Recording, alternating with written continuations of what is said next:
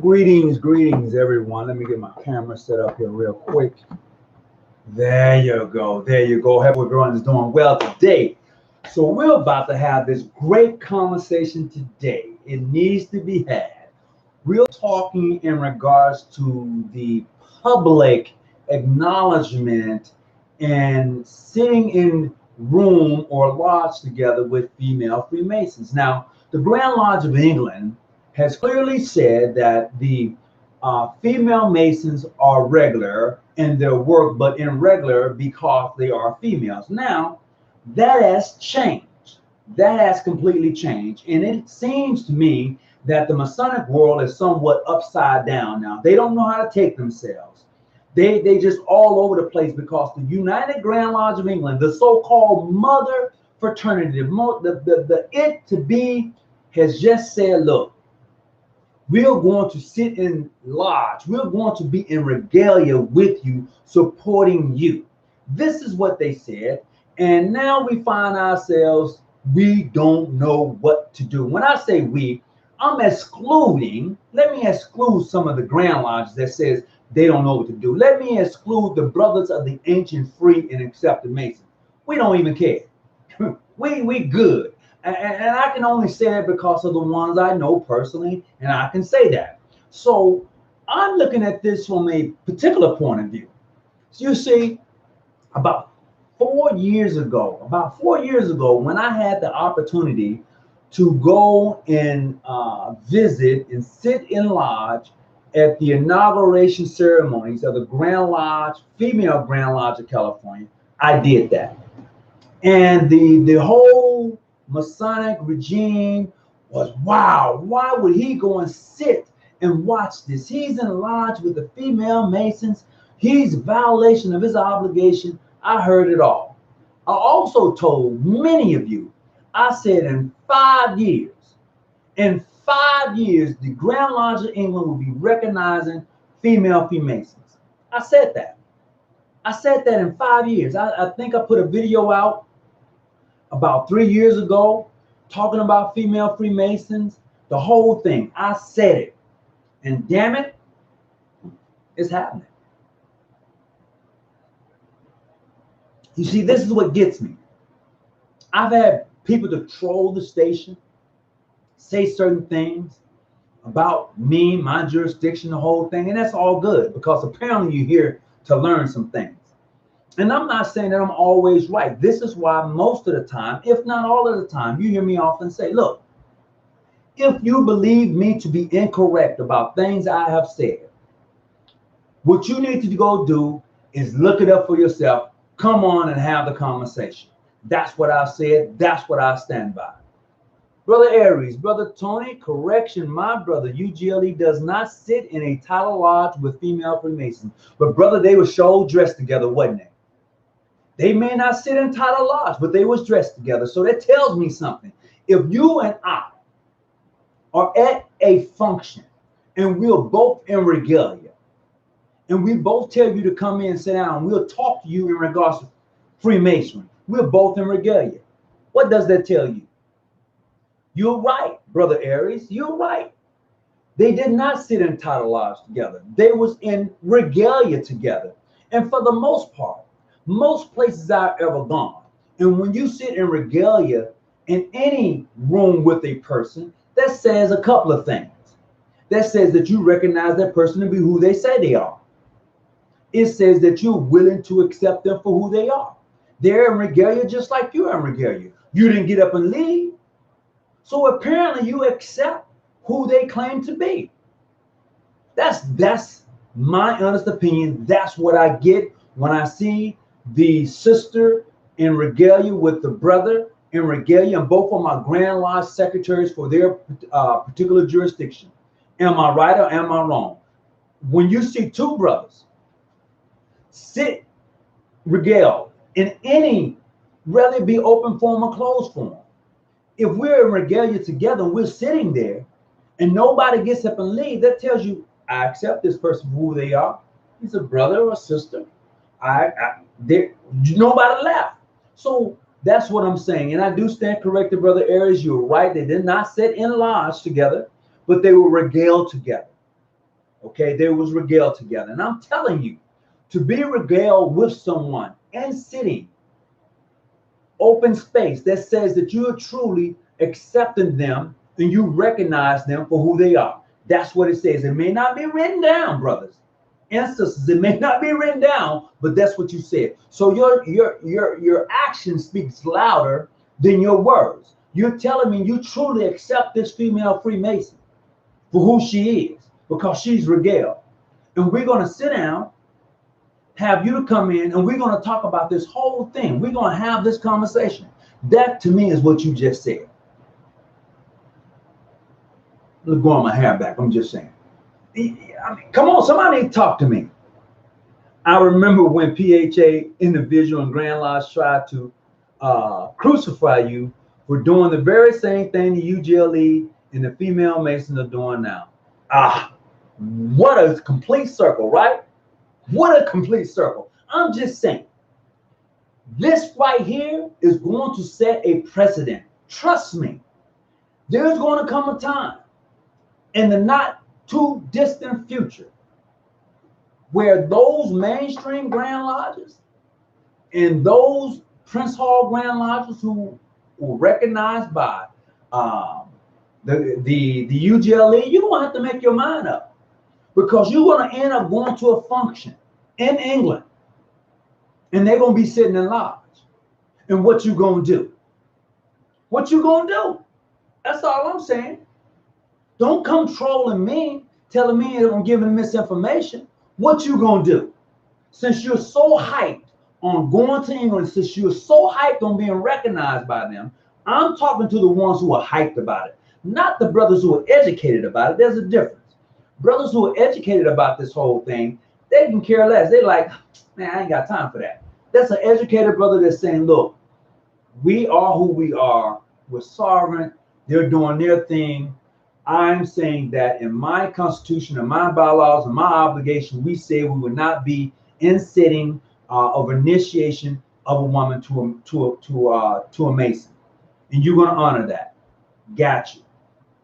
What I'm saying is to those who are so hell-bent on using the UGLE as a standard in regards to Freemasons.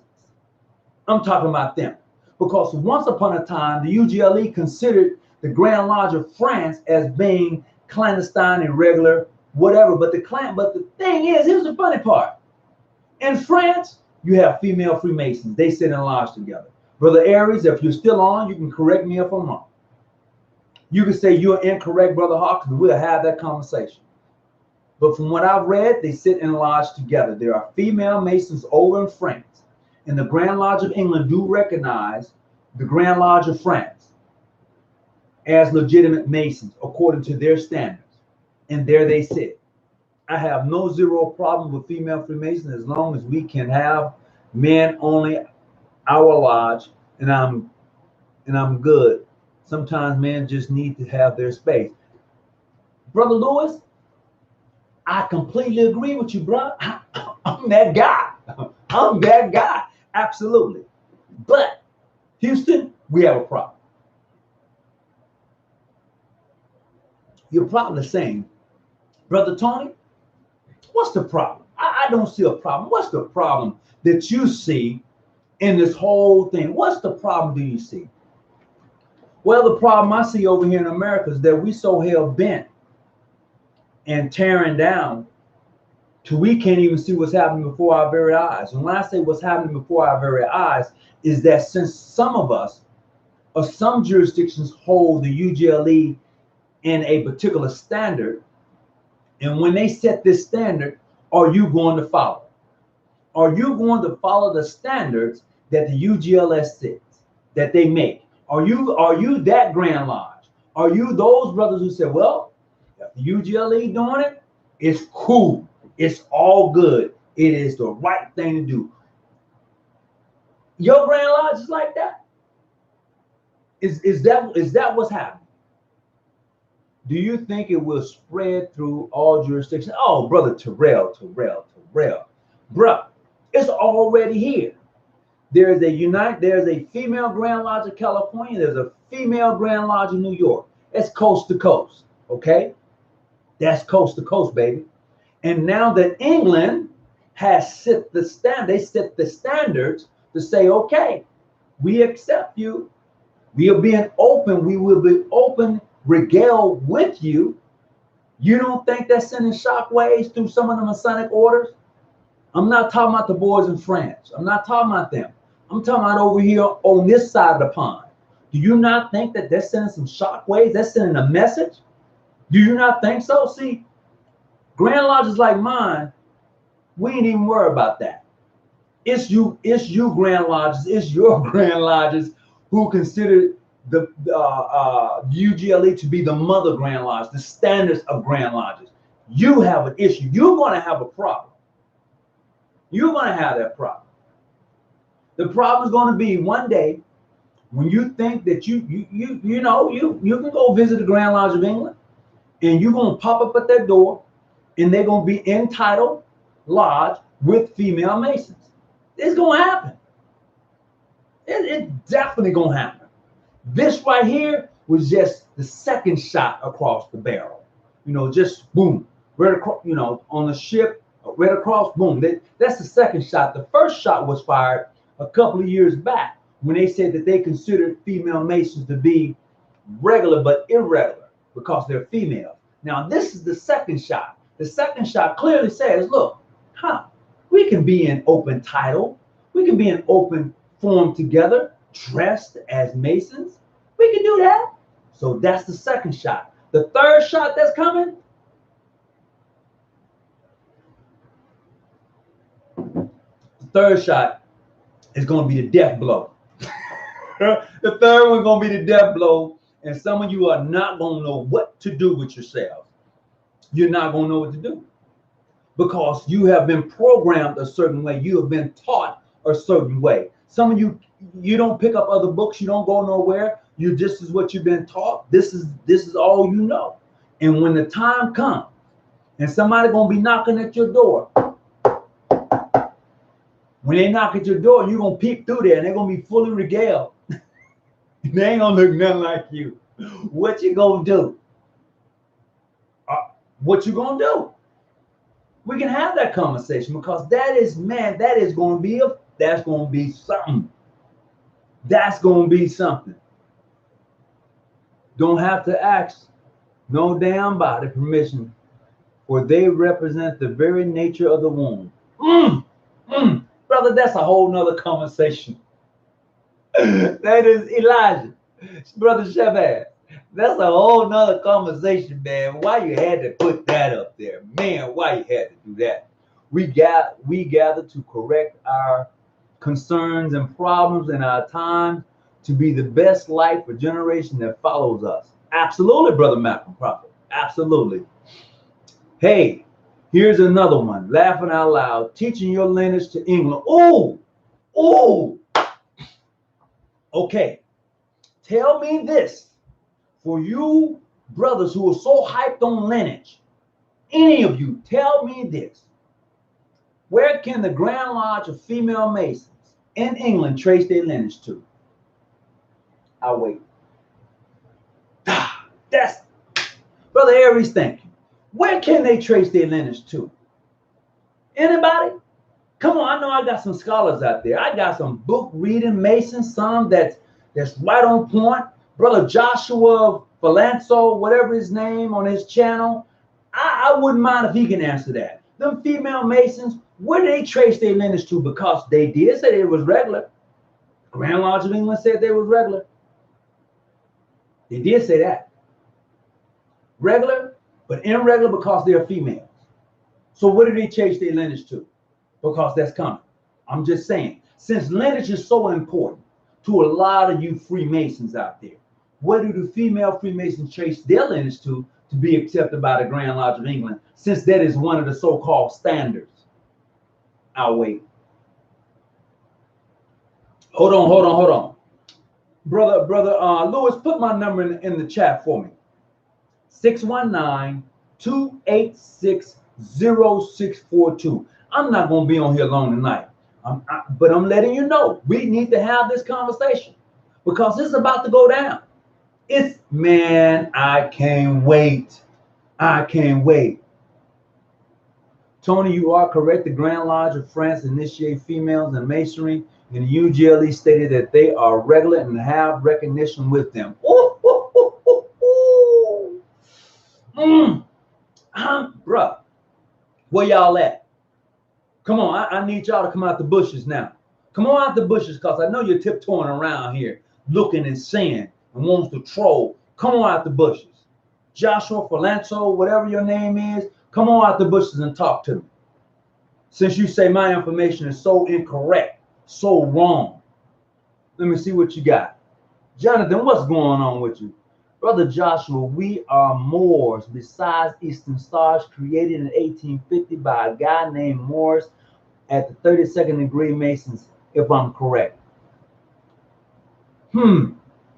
I can't comment on that one right now, Jonathan. I'm going to be honest with you. I'm going to be totally honest with you. Gotta love the hypocrites. Absolutely. Greetings from Oakland, California. What's going on there, Brother Reginald? Hope all is well with you and your jurisdiction. I'm just saying, brothers of the craft, sisters of the order, blessings and peace be to you.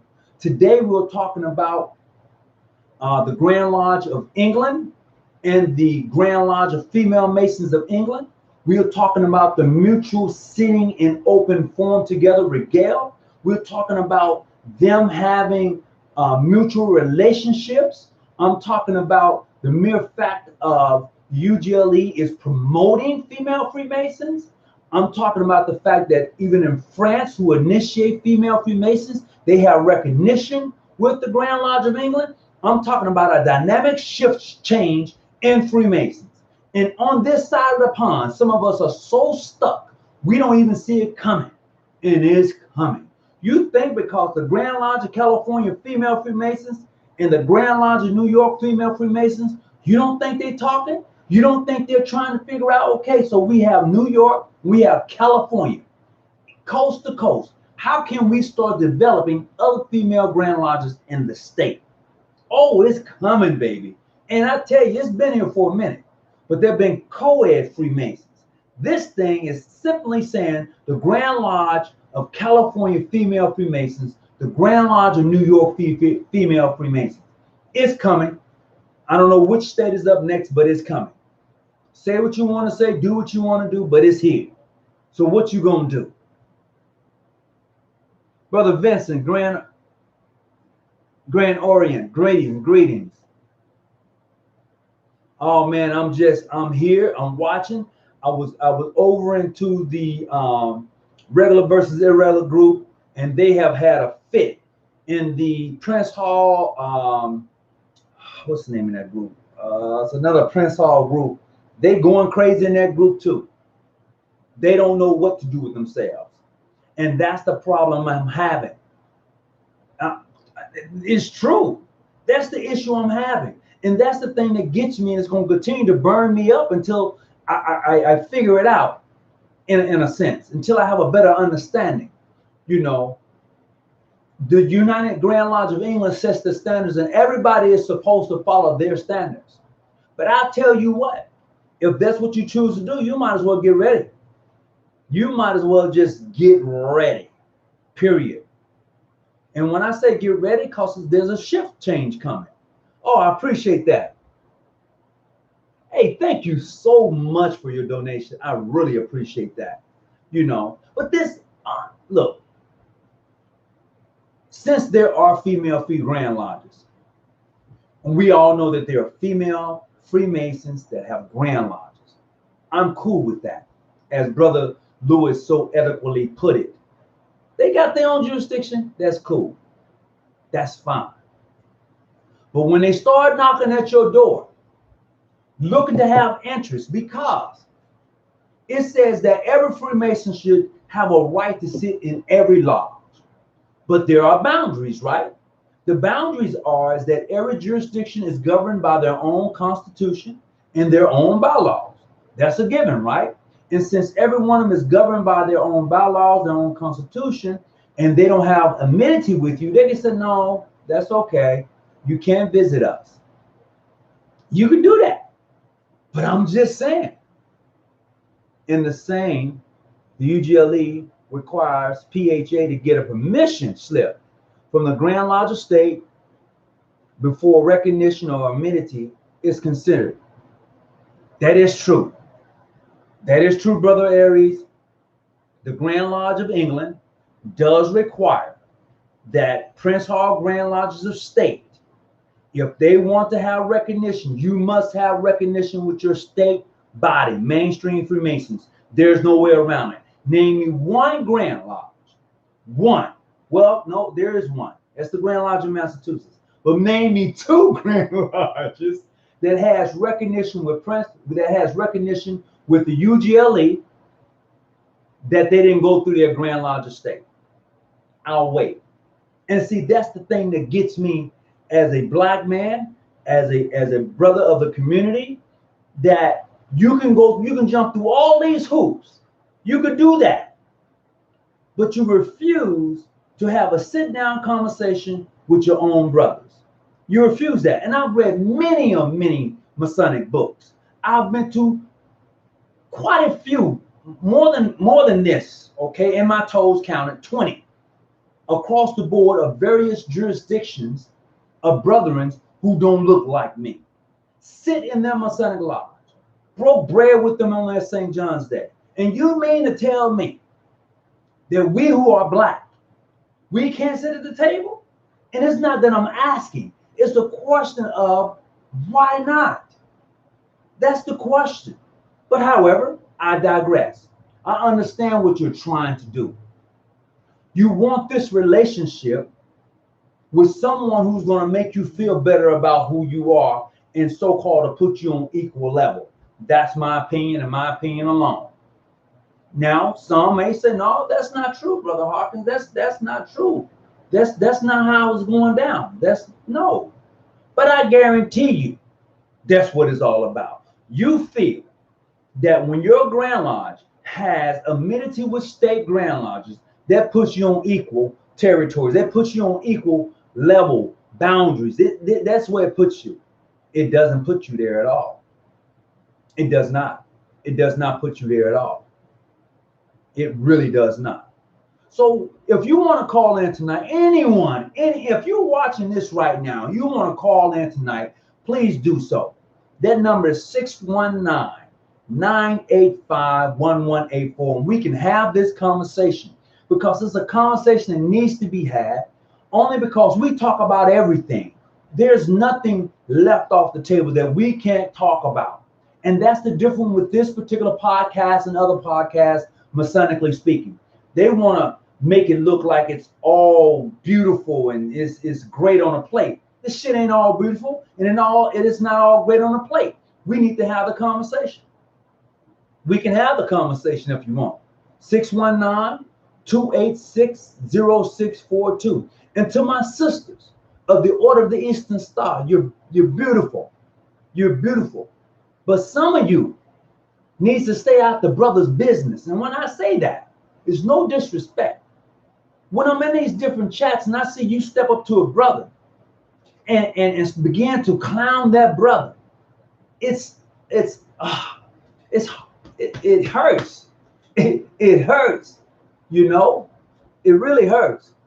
If the Black Lodges can't even come together, then each member should just be a lodge under themselves. Then they can work on their own proficiencies or perfections. That's true. However, there's a standards, there's a protocol. Most jurisdictions follow a certain protocol. The protocol is you need 3 lodges to make a Grand Lodge. And out of those 3 lodges, they establish their Grand Lodge officers. That's the protocol to establish in Masonic jurisdictions. Most jurisdictions follow that protocol. I don't care where you at. This is why you have multiple jurisdictions, Black Masons in North America, period. That's the honest truth. You also have them down in South America too, okay? You also have them down in South America.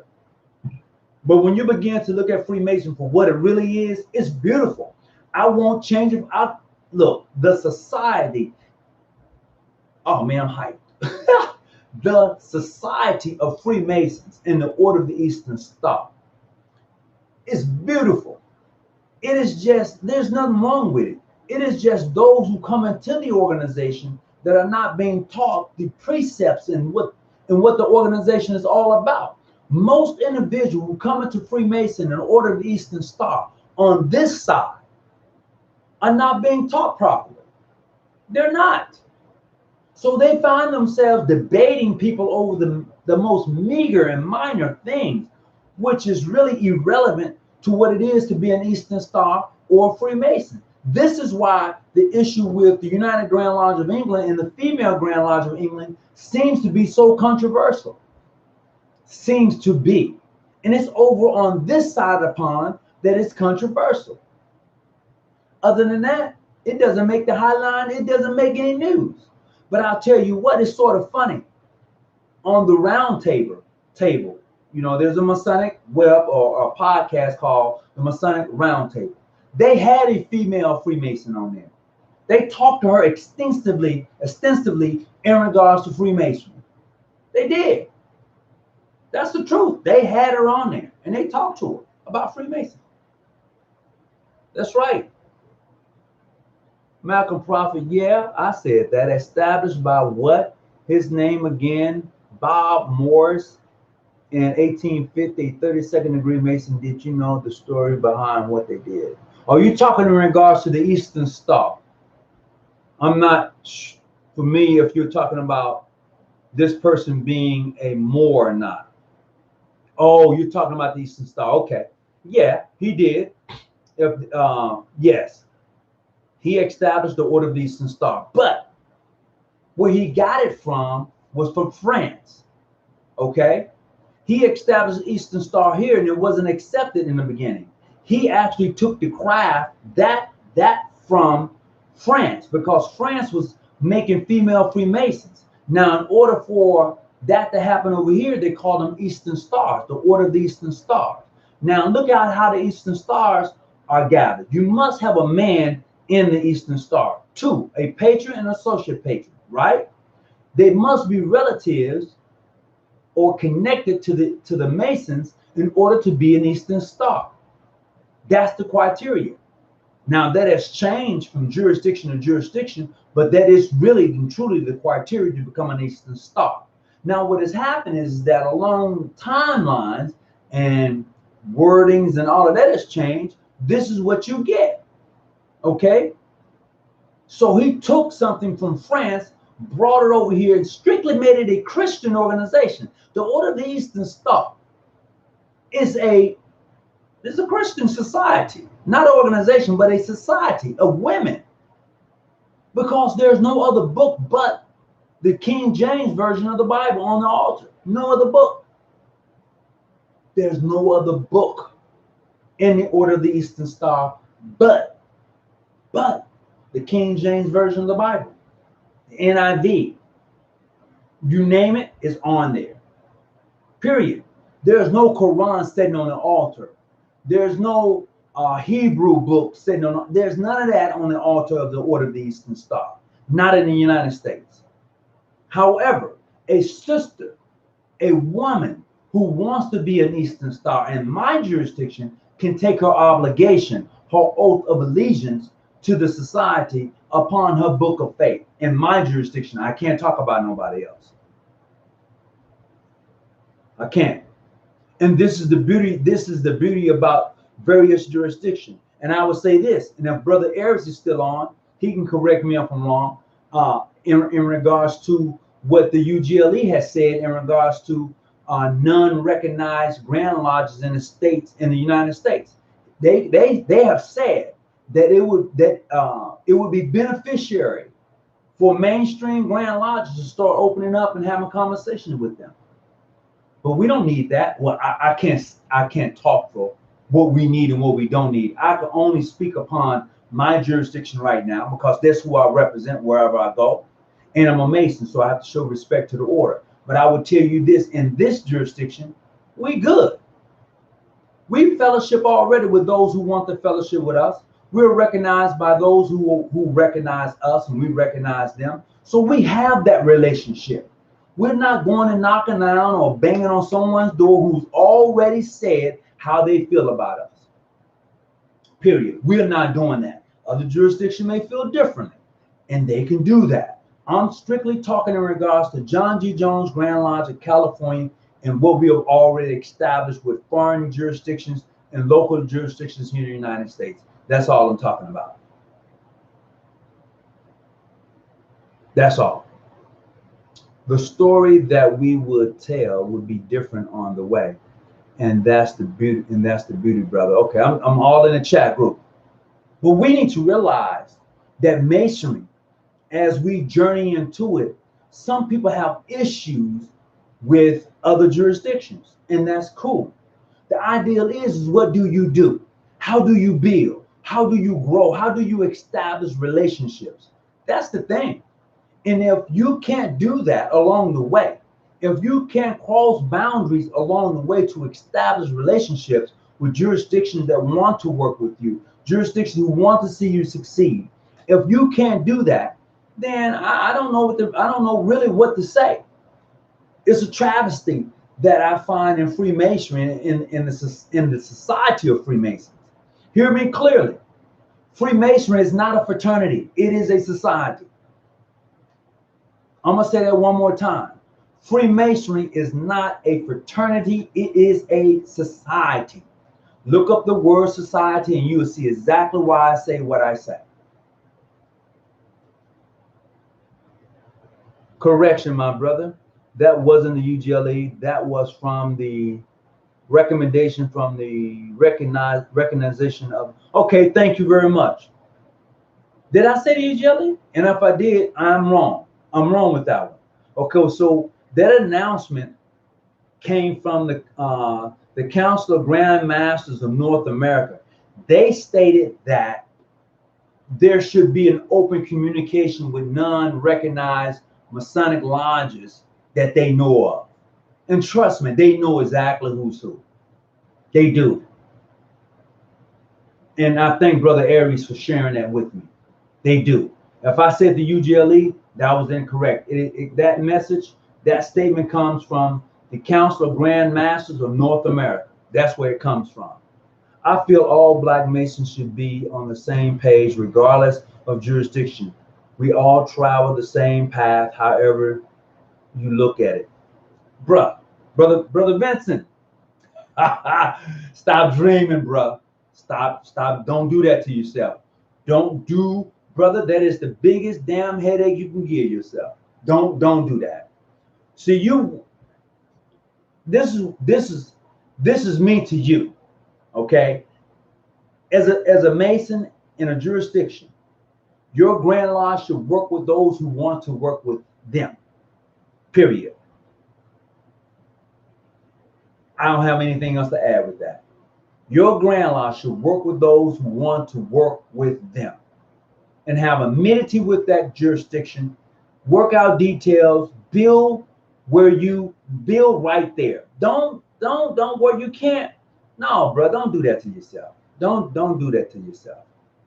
You'll be kicking yourself if you did. That will hurt. Don't do that to yourself. This is why it's important to build individual relationships.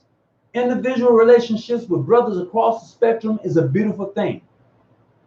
As I've traveled this country and been and sit and done and ate and broke bread, that's the beauty of Freemasonry. This is what is truly missing out of Freemasonry.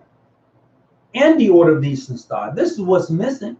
Some of us are too hell-bent and caught up on, I can't sit in lodge with you. But that's not Masonry. That's only part of it. That's only part of Freemasonry. That's not Freemasonry in its totality. That's just a small snippet of Freemasonry. And this is where growing takes place. Some of us hadn't grown at all. So when you see a woman Freemason dressed in regalia and a man in regalia dressed up and they're in open form, you haven't yet matured in your mind. You haven't gotten there yet. So therefore, if you have this conflict going on in you, this is what you got. What are your thoughts on Freemason becoming more of a social club? Oh, well, I don't know. No, it's a society. Well, I would only speak for where I'm at. Freemasonry becoming a social club is the death of Freemasonry. It's the death. If your jurisdiction allows itself to become more of a social club than the concept and construct of Freemasonry, it is the death of your jurisdiction, because all you're going to get is a party. All you're going to get is social events. You're not going to get anything constructive where it's going to help to develop your knowledge and your book learning in regards to Freemasonry and how it's going to enhance you, your lifestyle, what it's going to do.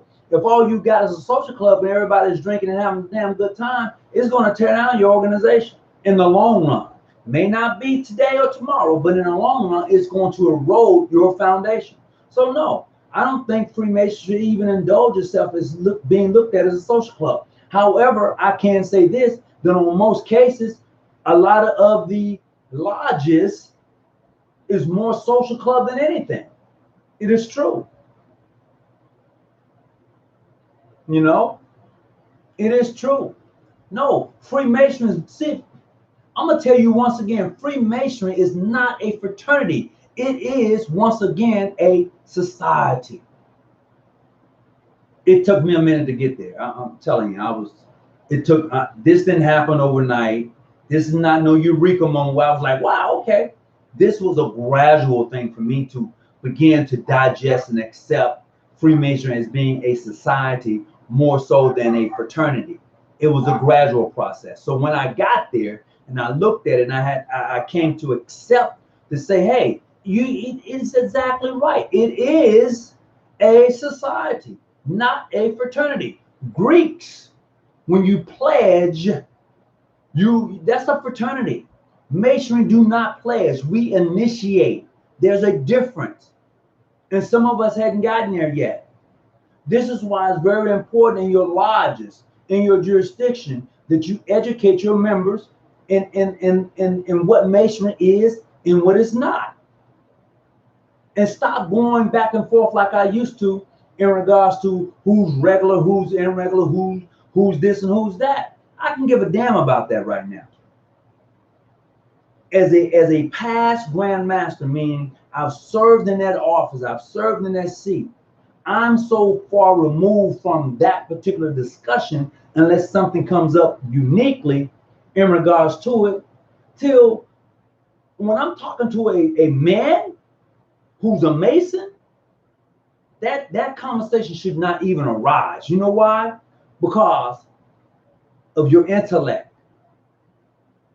Most Masons hadn't even gotten there yet. They still in the bushes. That's why I said just a little while ago, come on out the bushes. Come on out. We can talk. It's okay. We can have this conversation. Most Masons are not ready. I know some inner apprentices right now that can have a conversation with a Master Mason and put him to shame. Right now, today. Period. Because of their mind thought. See, I know Freemasons who are inner apprentices, where it says to occupy your mind with useful knowledge. They did that.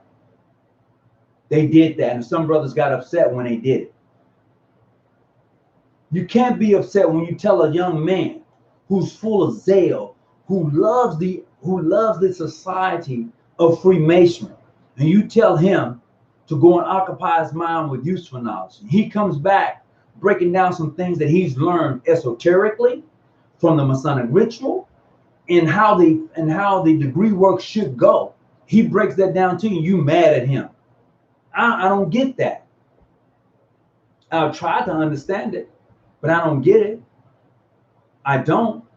This is why it's very important, once again, to educate your members so they don't get caught out there. In this jurisdiction, a brother is not allowed to wear any Masonic regalia for 6 months after he's been raised. 6 months after you've been raised, you don't wear any Masonic regalia unless you feel that you were prepared to have that conversation with any Mason regarding your first 3 degrees. Other than that, you don't wear it. That's how we do it here. And this is the beauty of the Society of Freemasons. No matter where you go, and this is a very true statement, no matter where you go, if you carry yourself as such, You're going to meet with good brothers. You're going to have and break bread with good brothers. You know, so jurisdiction should. Yeah, I appreciate that, brother. C.J. Breezy, Breeze, number one, J. Breeze. I appreciate that.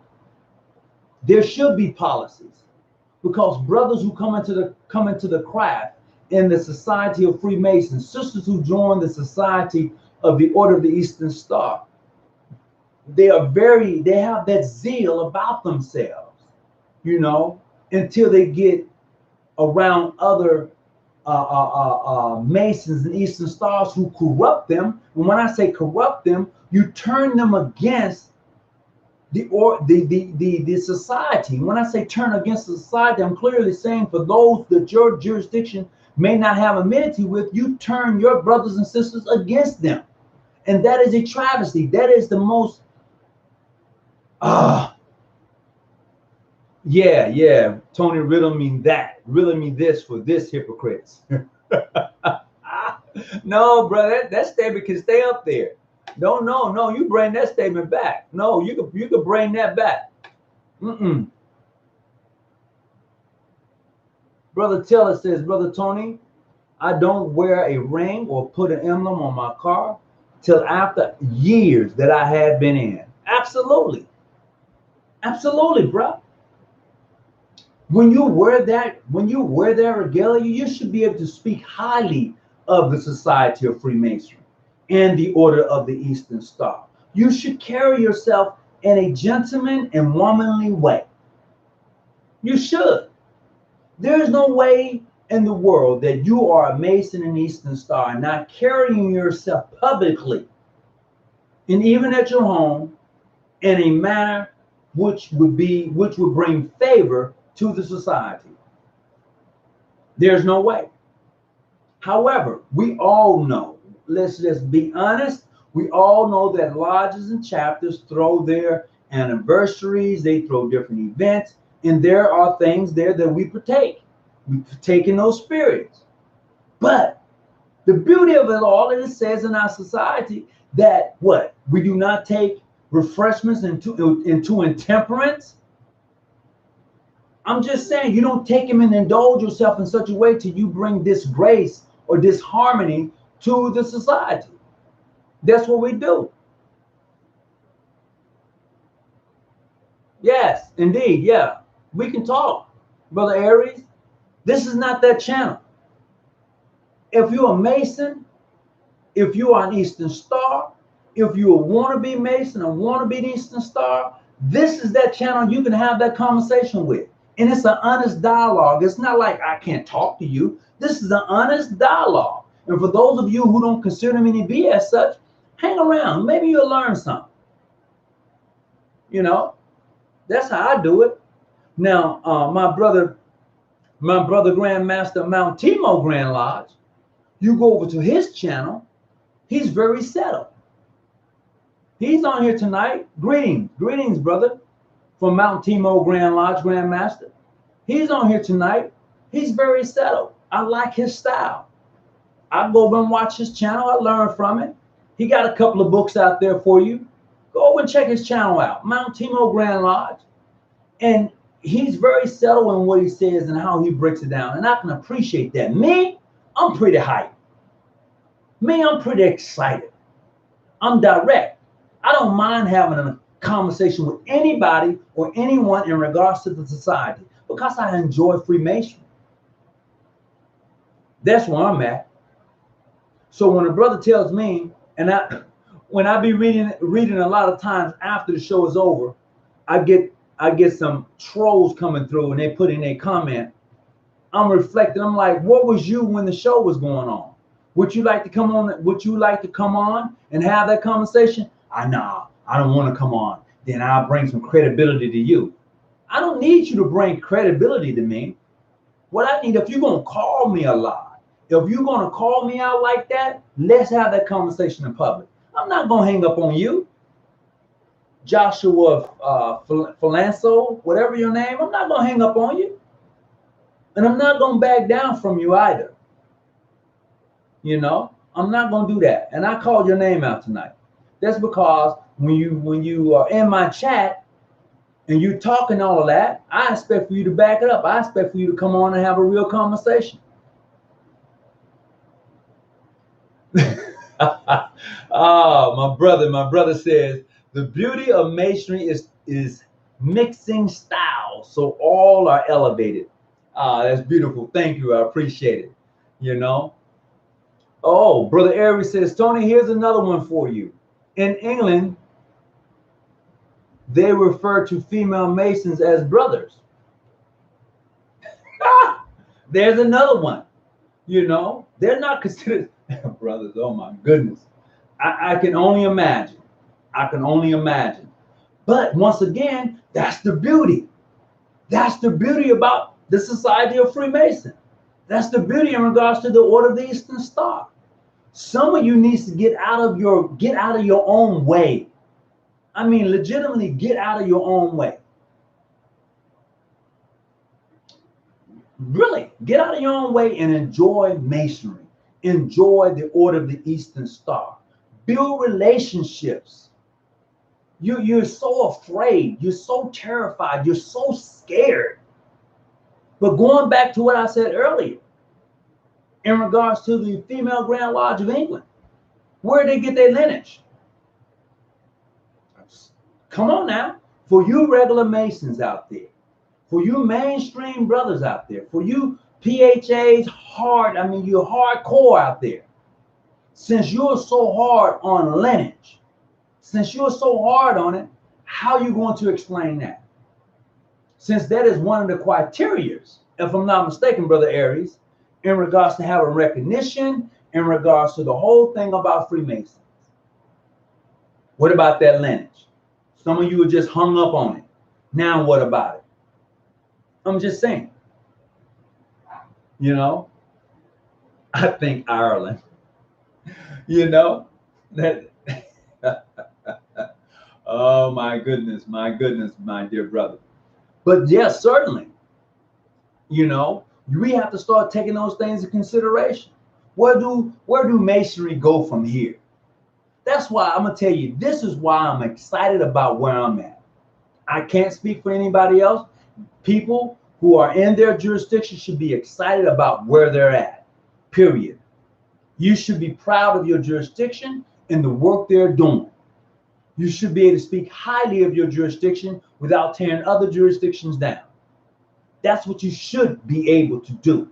But if you can't do that and you're so relentless on tearing other jurisdiction down, that just tells me that you're not really fully understanding or engaged in Freemasonry in such a way that you have to do that. That's what that tells me about you.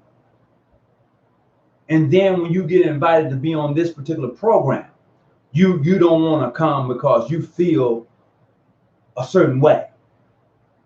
I'm cool with that. That's why I'm here and you are there. So with that being said, we're going to move on from that topic. I appreciate you having this topic with me. Now, the next thing we're going to talk about is the United Supreme Council.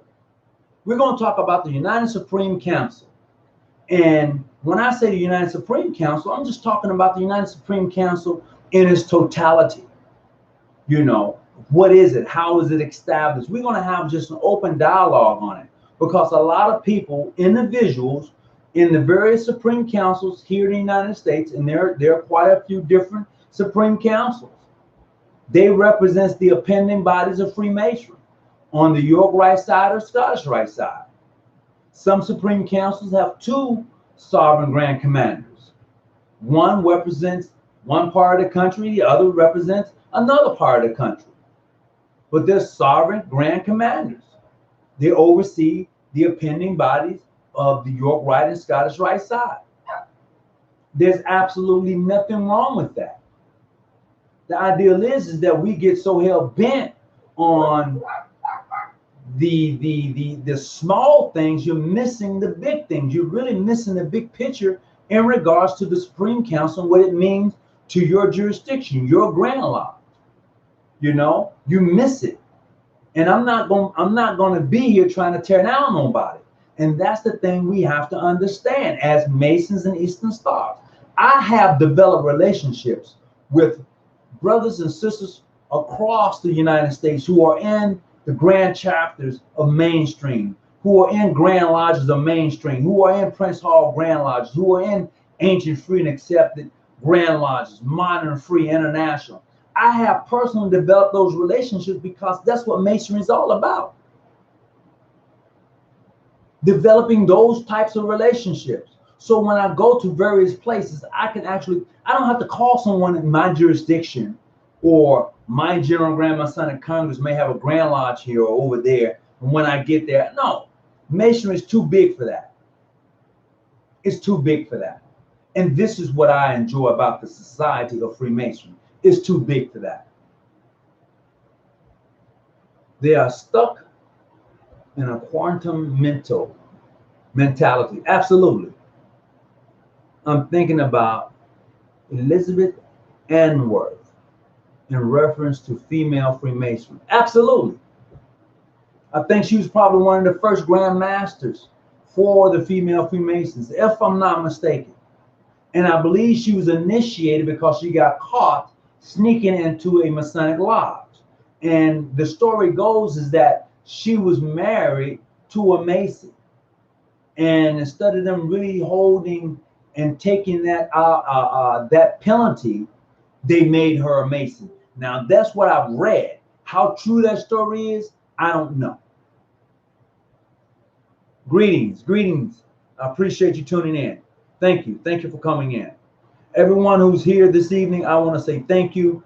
It's indeed a pleasure to have you here with me today as we discuss Freemasonry, the Order of the Eastern Star, and other great topics in regards to Freemasonry. Topics that most platforms will not talk about. We'll have that conversation here. We can agree to disagree, but we will not be disrespectful to anyone in the chat or even when you call in. So if you want to call in tonight, the number's in the chat. That number is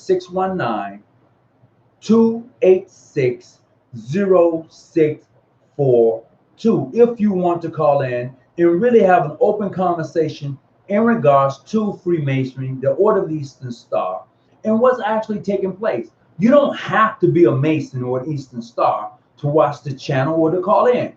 This is the beauty. We can have that conversation. We can certainly have it. So, as I was talking in regards to the Supreme Council, your Grand Lodge has to establish that relationship with the Supreme Council in order for you to receive those opinion degrees. Whichever Supreme Council you join. Prince Hall has now 3 different Supreme Councils. They do. They have 3 different Supreme Councils, okay? Now, my brothers of the Southern and Western Masonic jurisdiction, there's about 4 Southern and Western Masonic, no, there are 5. There are 5 Southern and Western Masonic jurisdiction Supreme Councils. 5, okay? There is 1 Western Masonic jurisdiction that I know of, okay? There are Supreme Councils that are affiliated with Modern Free and International. Pick which one you want to be with and have fun within the Society of Freemasonry. Have a ball with it. Enjoy all that it has to offer, because a lot of us never get that opportunity to do that. Oh, you're welcome. Brother Muhammad, you're welcome to being in contact with Keystone Grand Lodge. Yes, certainly. Oh, you spoke with Grand Master? Okay, great. I hope that you're able to develop that relationship. You know, I really do. And that's the beauty of Freemasonry once again. That's what I like about it. That's what I get a kick out of it. And that's why I like this platform. So Will B, what's going on? Will B is my Imperial potentate. I'm gonna share some with you. This is what I got. I'm gonna share some with you.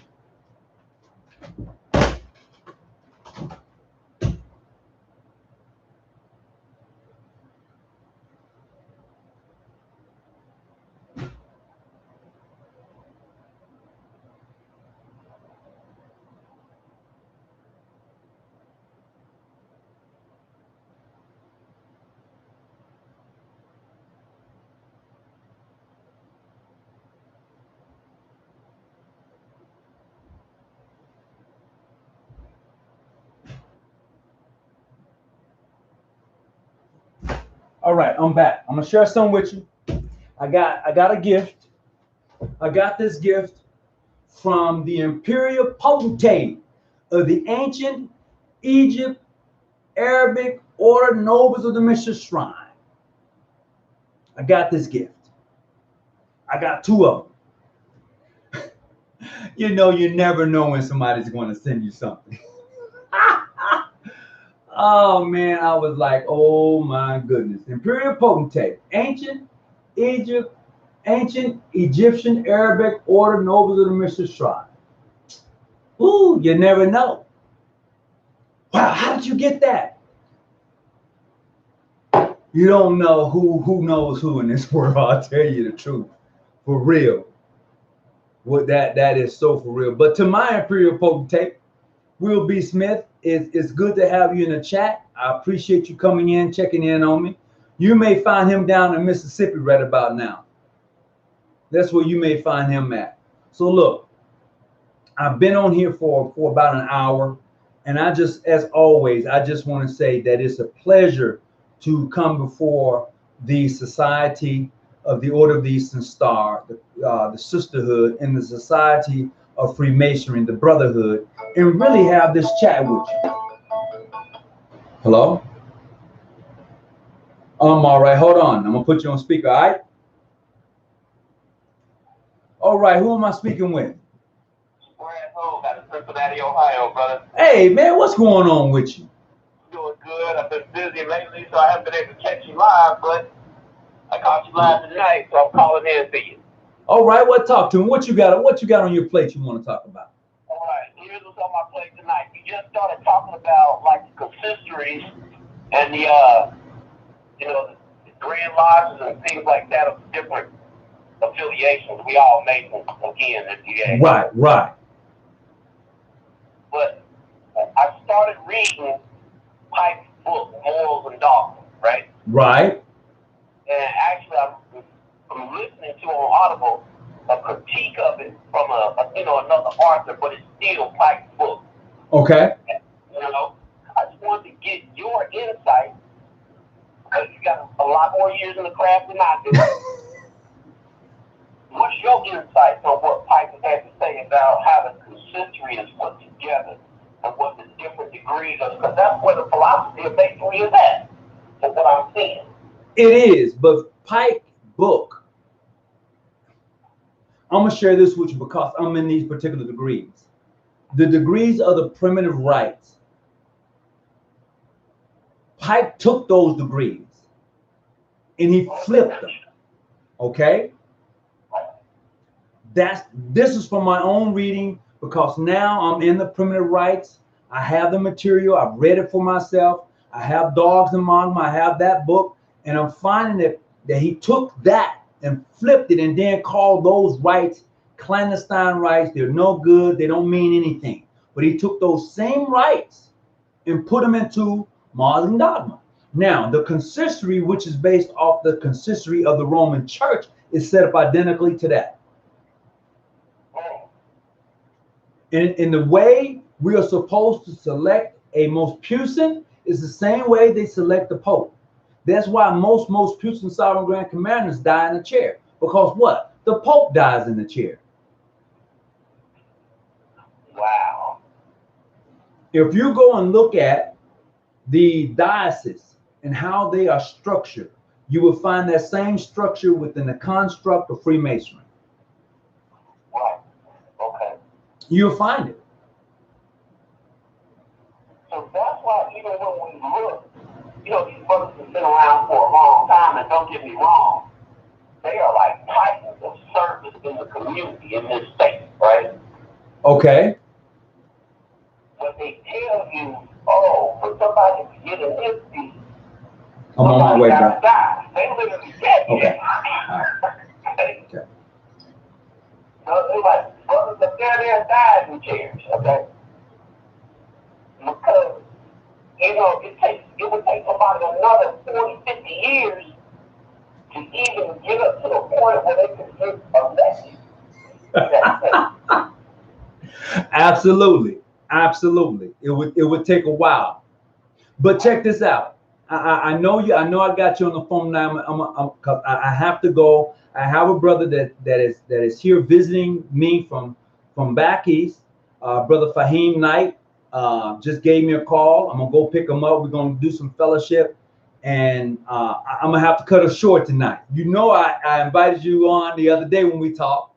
So, but I have a visitor coming in, and I need to go get him. Okay, I get that, brother. I get that. Thanks for having me on this one. Hey, you know, anytime. As a matter of fact, we can actually talk offline in just a few minutes when I'm on my way. Okay. All right. Hey, I appreciate it. I appreciate you as always, brother. All right, thanks. Yeah. So look, I'm gonna get ready to go. I appreciate everyone who's tuned in. I gotta go pick up Brother Fahim. We're about to just have a little fellowship, break a little bread. And for those of you who don't know Brother Fahim Knight, that's an awesome brother out of North Carolina, if I'm not mistaken. Great brother. I was able to visit his home last year when I was in his area, and now he's here. So I'm just gonna go break a little bread, have a little fellowship, talk a little bit.